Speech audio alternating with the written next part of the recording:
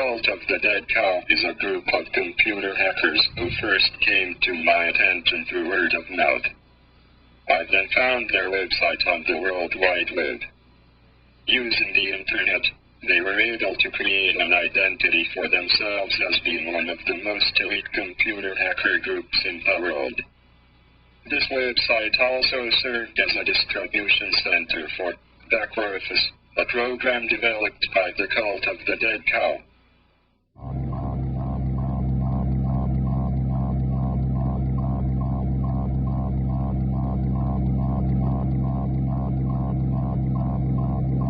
You could read all the files on their drive, upload files to their drive, you could delete files from their drive, you could format the drive, you could do anything you want. The Orifice has exposed the weaknesses in security in Microsoft Windows operating systems. The emails.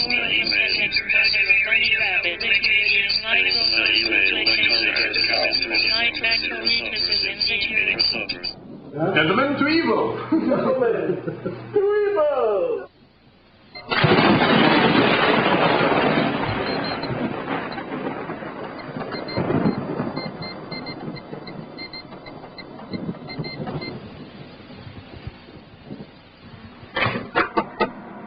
One out of 10 Windows computers on the internet right now, you can just connect to it and walk around on their hard drive without any password or anything. A lot of people are just now realizing that, like, when they connect to the internet from a Windows machine, all of their file sharing and all of that is fully accessible on the internet.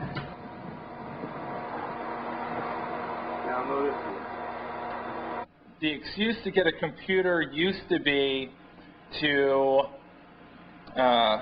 for, like I need it for school, or, like I need it, to like do my finances, when it would really be for games. You're buying it for games, but really it's porn. I need it for email, and I need it for, for the web. It's like how I get information, it's how I get my news. Hacking. There's lots of forms of hacking. It's a mindset. I mean, I think that as long as there have been people, there's been people who've done that. My handle is taken from a bondage comic book from the 20s. The character, Sadistic Darcy, is always trying to do evil things, but always bungles it and ends up doing good inadvertently. I first started using them, online, like, and getting involved in like that Computer Underground or whatever in like '85. Global domination through media saturation. CDC is pretty much it's a social club, or at least New Hack is a place for this social club.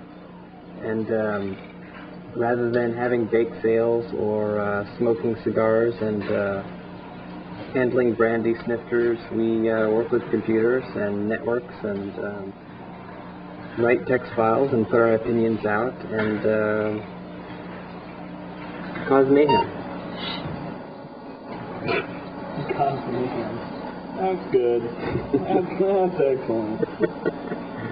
On Sunday morning, the New York Times discovered that its website had been taken over by hackers who called themselves HFG, standing for Hacking for Girlies. The newspaper's homepage had disappeared. Instead, viewers saw images of naked women and statements of support for an imprisoned hacker named Kevin Mitnick. What's really popular in the news, which is the cybercrime and stuff like that, the changing of web pages. Well, one of the things we really want to separate ourselves from is like the whole idea of hacktivism is like web page hacks and like, going in and doing like, yo dudes, fucking Portuguese has to like fucking free East Timor and shit, word to my homies, out, I just think more subtle ways of doing it are better, like the New York Times hack if they fucked with an article. Hey, like, could the archives have been, tampered with and changed? And the New York Times claimed, oh, no, like, that wouldn't be possible. Whatever showed up, like, would obviously be absurd and, like, anyone would notice. And, I mean, one of the reasons that when they changed the page at that time, it was so, like, devastating, was the release of the Star Report. Yep. Like, they could have changed the Star Report, and would it have seemed absurd? I thought, the cigar thing was kind of absurd. What we're going to do here just now is simulate an attack on a system over the internet that would have their shares enabled and passworded. and we're going to use a program called attack.exe that's going to run through a dictionary and open up the box so that it'll allow me to connect to it and put on the back Orifice server.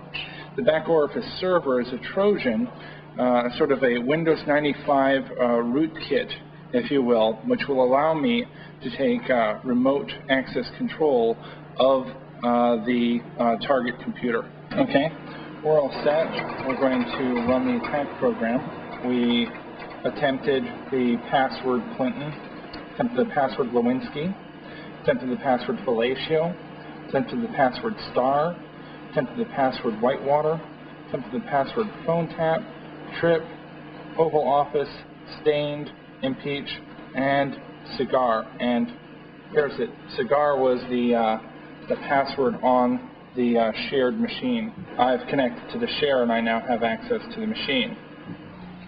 You should look at the sharing control panel and see if you're see if somebody's actually on.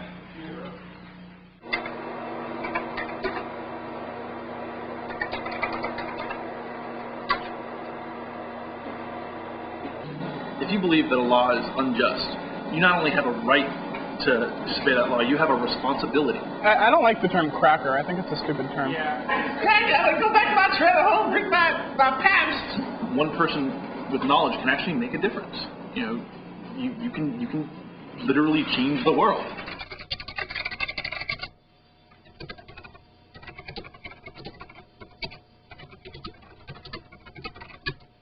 Our major focus with back Orifice is the sheer fact that the world's most popular operating system, regardless of who manufactures it, just happens to be wide open to attacks over the internet. That's a real problem, especially when you're giving this operating system to fairly non-technical people who may have bought their first computer ever. And they're going onto the internet because they're told that, you know, it's relatively safe. Well, it's not. So basically what we suggest is any Windows 95 user install NetWatcher and leave it open all the time. I'm the ordinary user who is watching pornography instead of his computer, so I wouldn't notice this thing on NetWatcher. For the BIO server to become activated, we actually have to get the machine, the target machine, to reboot. We have Windows 95 and we're immune to that? Oh my god, so we went... No! Sorry. So, I'm going to send, basically force a dialog box on them. It rubs the lotion on its body. It rubs the lotion on its body or it gets rebooted. That's the default dialogue, I thought.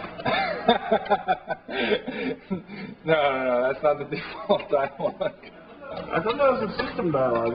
How do I know that was from you?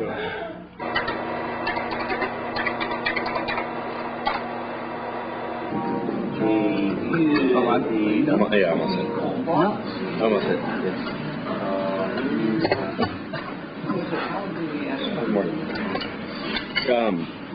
There's sites with screenshots that have like hundreds of screenshots. My favorite one was it's a screenshot. Because you can take screenshots with back Orifice and you can pop up dialog boxes. So there's a lot where people will pop up a dialog box on someone else's computer and then take a screenshot of it. So there's one. It's someone with their Microsoft money open with their personal finances and 50 dialog boxes in front of it that all say, "I bet you're wetting your pants right now." What we really want is for people with skills to actually start going out there and doing stuff, like finding out shit. The reasonable man conforms to society, whereas the unreasonable man expects society to conform to him. Therefore, all progress is made by unreasonable men. Are we unreasonable? I consider myself very unreasonable. I am working on a product which would protect against not only programs like back Orifice, but any virus or any hostile program or even any bugs in known programs. And I do plan to charge on it, charge for it rather. So we'll see. I mean, I'm sure there'll be a lot of people going, "Oh ho! Now we know why he released that evil program." But in truth, I expected, the industry to come up with some kind of protection against this because, all the protection that they're offering right now, scanning for back orifice and blocking port 31337, that's all fine and dandy, but that's only going to protect you against back orifice, this exact version of back orifice. If we change our program or anybody else writes a program like it, and it's not hard to write, it's very, very simple, then people have absolutely no protection. And that's the awareness that we're trying to raise. It's really frustrating that nobody has actually come up with a decent solution for it. Someone probably wouldn't even notice the number of times that Windows crashes, even though I sent a reboot command.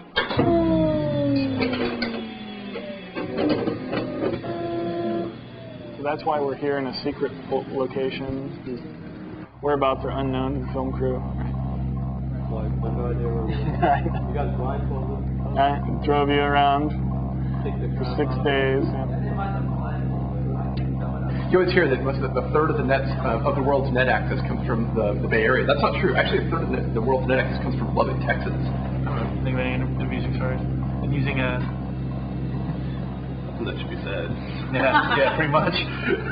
Nothing that I want documented on film. Well, did you realize that Benjamin Franklin had the largest collection of pornography in history? He was lech. Like you never hear of it like this part of history, like the weird things about the founding fathers. Like Benjamin Franklin had the largest collection of pornographic etchings in the 13 colonies.